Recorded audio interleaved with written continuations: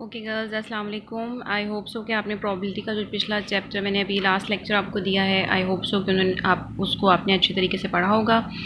और उसमें हमने प्रोबेबिलिटी के बारे में पढ़ा था। थोड़ा सा हम रिवाइज़ कर लेते हैं क्या थी प्रोबेबिलिटी क्या थी।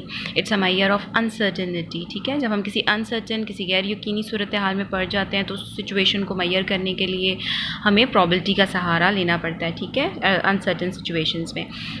फिर हमने एक और जो प्रोबेबिलिटी है उसका जो मेजर है वो 0 से 1 के दरमियान लाई करता है।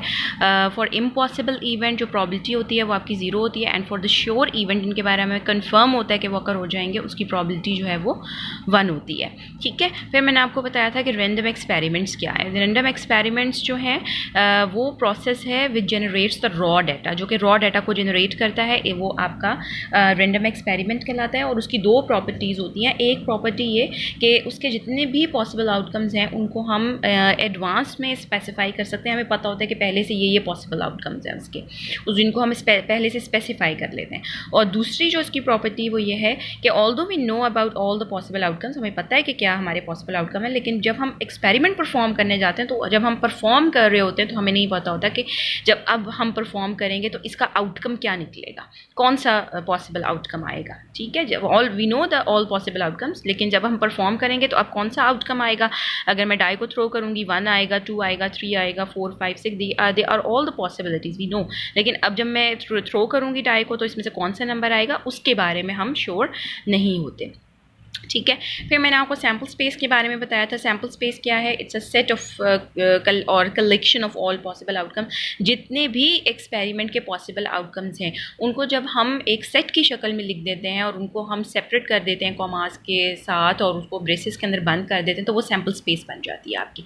तो सैम्पल स्पेस क्या है? एक यूनिवर्सल सेट है। मैथमेटिक्स में जैसे आप यूनिवर्सल सेट करते थे ना, उसी तरीके से ये जो है आपका सैम्पल स्पेस है। और सैम्पल स्पेस क्या है? It contains all possible outcome, it's a set of all possible outcomes. ठीक है, फिर उसके बाद जो है वो मैं अब आपको करवाने के लिए जा रही हूँ। ये मैंने कुछ आपको एग्जांपल्स भी दी थी। जब आप 2 डाइस को थ्रो करते हैं तो आपकी सैम्पल स्पेस क्या होती है।